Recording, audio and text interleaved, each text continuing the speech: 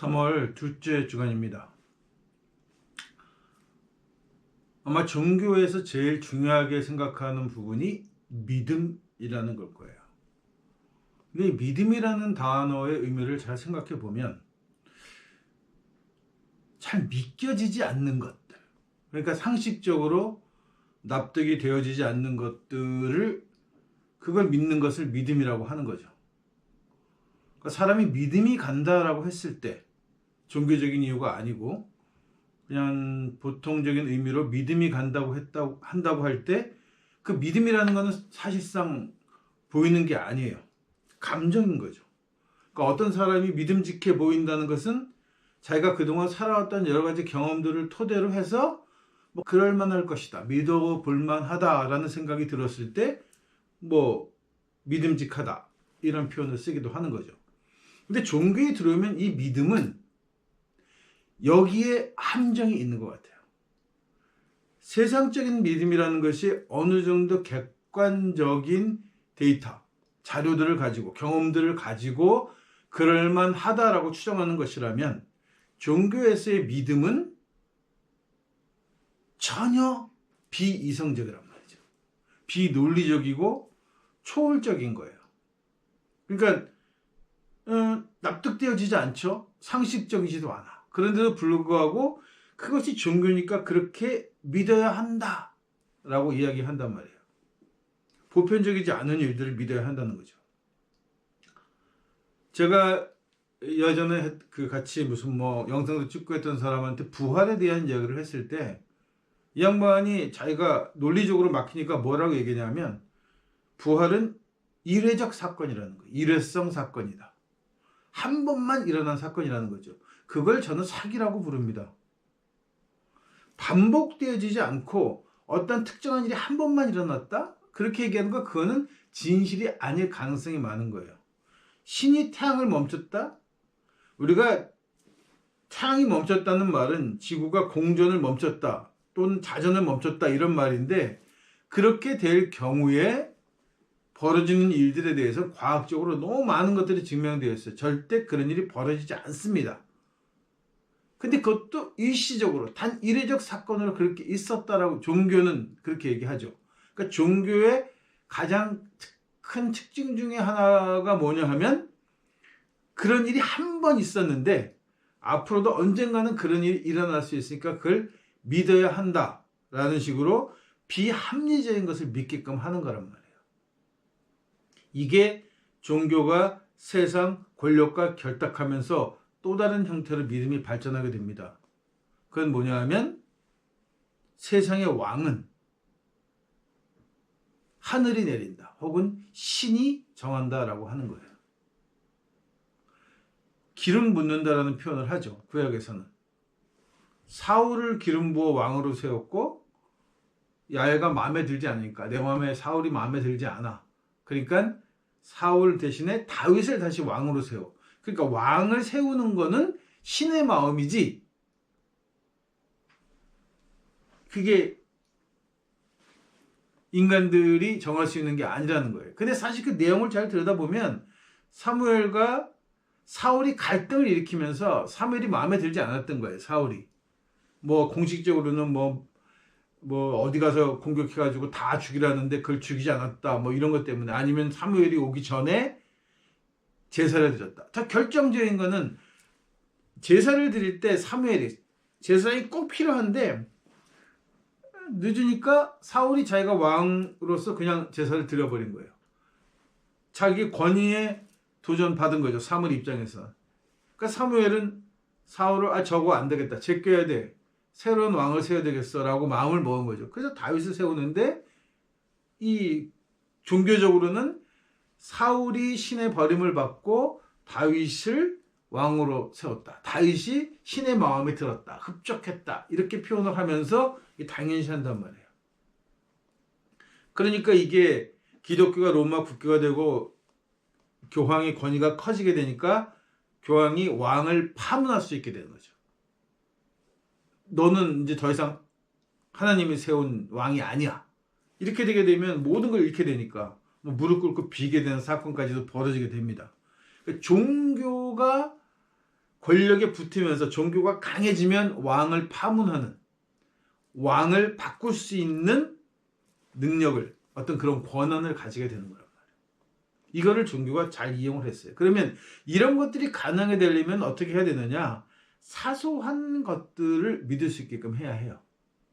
그래야만 큰 결정적인 사건에서 무언가를 하려고 할 때 그것이 사람들에게 늘 각인되어져서 그 불합리하고 이성적이지 않은 것들을 이야기하는데 그거를 아멘하게끔 만들어버린다는 겁니다. 해방 후 한국 교회에서는 방공이라고 하는, 빨갱이라고 하는 개념을 가지고 이런 작업을 또 했어요. 자기네들이 마음에 들지 않으면 빨갱이라고 얘기하면 되는 거예요.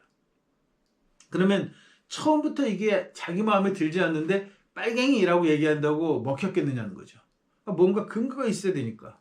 그 근거가 바로 한경직의 영락교회고 서북청년단입니다.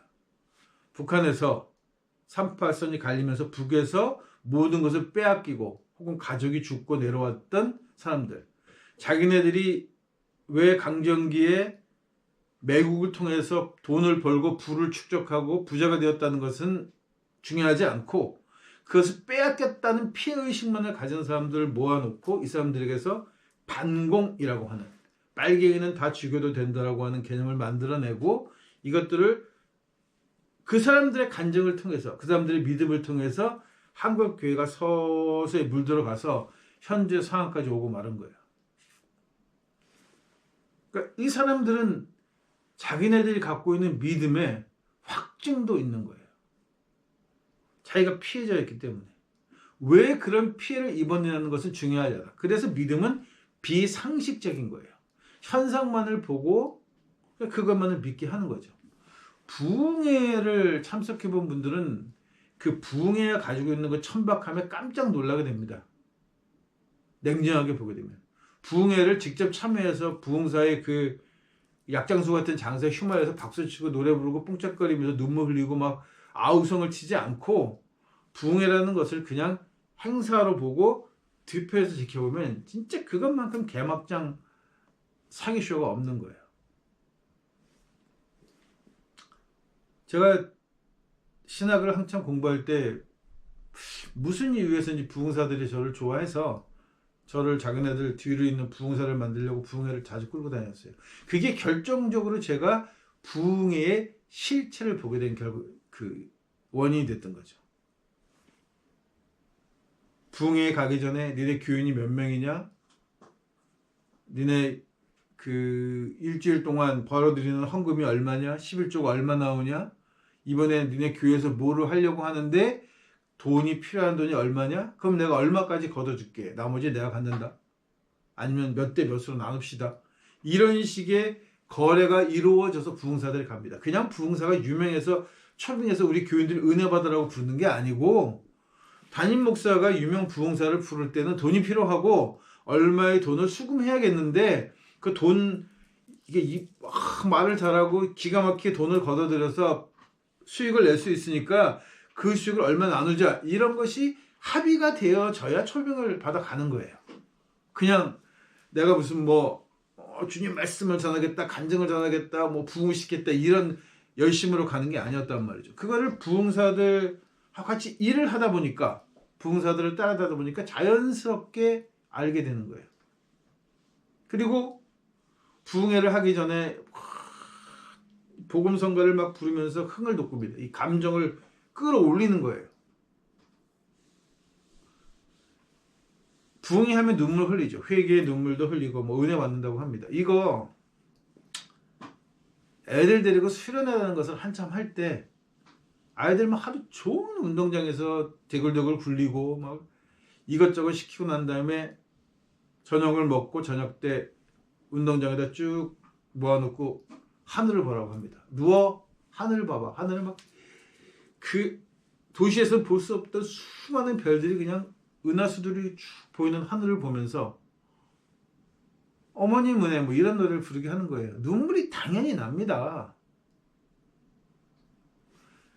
캠프파이어를 하면 캠프파이어 리더들에게 가리켰던 게 중에 하나가 뭐가 있냐면 캠프파이어를 하게 되면 그 불을 보면서 감정이 이렇게 일어오니까 거기에 참여했던 사람들 간에 좋지 않은 일들이 덜 일어나요. 특히 남녀 간에 안 좋은 일들이 일어나곤 하니까 그 마무리를 하게 돼 있어요. 그래서 감정을 올라왔던 끌어왔던 감정들을 잘 정리를 해서 그냥 자러 가게 만드는 거예요. 그걸 잘 못하면 결국 그 감정을 그대로 끌고 가서 사고를 치게 되는 거죠.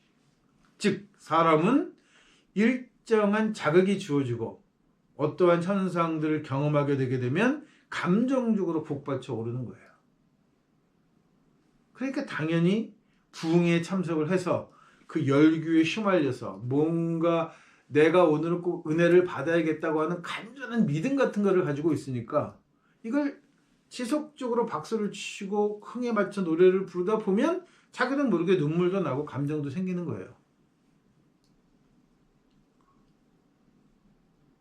이게 상황 모르는 사람 장례식장에 갔는데 워낙 가족들이 슬프게 울면 나도 모르게 눈물을 흘린다는 거죠. 그런 얘기가 있어요. 시어머니가 죽었는데 며느리가 슬피 울더라. 시어머니의 죽음이 슬퍼서가 아니라 그 죽은 시어머니한테 자기가 받았던 시집살이에 대한 그 애달픔, 서러움이 목받쳐 올라와서 며느리가 운다라는 말이 있단 말이에요. 자기 감정을 이용하는 거죠. 이거를 믿음으로 연결을 시키는 겁니다. 사람들이 누구나 가지고 있는 욕망을 믿음으로 연결시키는 거예요. 그거를 믿음으로 연결시켜야만 실제로 정말 믿기지 않는 것들, 믿어야만 하는 것들을 당연하게 믿게 만드는 힘이 생기는 거예요. 기독교의 창조설에 의하면 지구의 역사는 불과 한 6,000년 조금 더 됩니다. 그러니까 굉장히 짧은 시간이죠. 이 기독교 학자들이, 신학자들이 굉장히 당황하고 싫어했던 사건이 화석이 발견된 거예요. 성경에 모든 이야기들이 다 적혀 있고 모든 창조의 이야기들이 다 들어있는 줄 알았는데 화석이 나타나면서 생전 우리가 보지도 못했던 동물이 지구에 살았다는 거예요. 그리고는 뭐 역사가 6,000년이 아니라 그보다 훨씬 전으로 거슬러 올라가는 거죠. 거대 공룡들의 이야기는 성서에 기록되어 있지 않습니까? 그러면 신이 창조했다는, 에덴부터 시작해서 창조했다는, 하늘이 있어라 땅이 있어라 해가지고 지구를 창조하고 우주를 창조했다는 그 신의 이야기, 그 개뻥 같은 개구라는 설명할 방법이 없는 거죠. 화석의 문제가 그런 문제를 가지고 있는 거예요. 그러니까 이 화석을 어떻게 설명하느냐 하면, 화석은 봐라, 실제로 살아있는 동물이 있는 게 아니라 뼈다귀가 땅속에 들어있는 거 아니냐. 야훼가 세상을 창조할 때 땅속에다 뼈다귀를 넣고 창조했다. 그래서 공룡은 화석으로 창조되었다. 이런 개소리를 아무렇지도 않게 합니다. 근데 사람들이 그걸 듣고 왜? 그동안 꾸준히 에덴 동산에서 인간이 창조되었고 뭐 말씀 한마디 하니까 하늘 생겨 땅이 생기고 바다가 생기고 어쩌고 저쩌고 하면서 지구가 만들어졌다고 믿고 있으니까 그 믿음이 그 불합리한 개수작들을 다 포용하게 만들어요.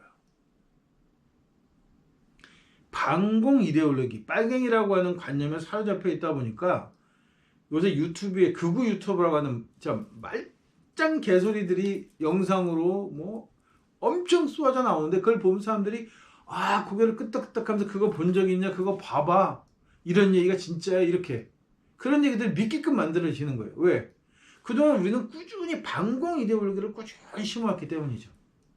이승만 때부터 시작해서 박정희는 자기 남로당 빨갱이였다는 걸 감추기 위해서 더더욱더 개질을 하듯이 그냥 반공의 앞장을 섰어요. 그거는 당연히 또 세계적인 구도로 봤을 때 자본주의를 대표하는 미국과 사회주의를 대표하는 소련이나 중국과 대처하고 있는 이 한반도에서 대처하고 있는 상황에서 이 남쪽을 장악하고 있는 자본주의 입장에서는 그 개념이 굉장히 중요했던 거죠. 그게 아니면 권력을 유지할 수가 없는 거예요. 상당히 많은 경제나 혹은 복지 분야에서 사회주의적 개념들을 가져와서 그걸로 법으로 만들어 사용하고 있음에도 불구하고 단지 믿음에 있어서만큼은 빨갱이는 다 죽여도 된다는 믿음을 가게 심어줘야 되는 거예요. 그것이 권력을 유지하는 기반이죠. 이제 얼마 남지 않으면 뭐 탄핵 결과가 나오겠습니다. 현직 대통령의 그 변론 같은 건가? 무슨 뭐 그런 얘기들을 쭉 들어보면 굉장히 자기는 자유민주주의를 수호하기 위해서 한국이 남한이 종북화되는 것을 막기 위해서 빨갱이들을 잡기 위해서라는 얘기를 하는 거예요. 왜? 이제 국민들 중에 상당수가 그게 벌써 1950년, 45년 이후로 지금까지 꾸준히 세대를 걸쳐서 반복되어 온 개념 중에 가장 큰 믿음이 뭐냐면 반공 이데올로기 때문인 거예요. 거기다 호소하는 거죠. 그러면 많은 사람들이 고개를 끄덕끄덕하게 되는 겁니다. 우리가 교회를 들으면서 저는 주일학교를 반대하는 편인데 그래서 주일학교 때부터 들었던 그 수많은 개수작들이 머릿속에서 세뇌가 되어져 가지고 목사가 어떤 개설을 해도 자기가 들었던 단어 믿음, 소망, 기쁨, 은혜, 축복 이런 단어만 들리면 아멘 하고 고개를 끄덕끄덕하게 되는 반푼 등신이 될 수밖에 없다는 말씀입니다.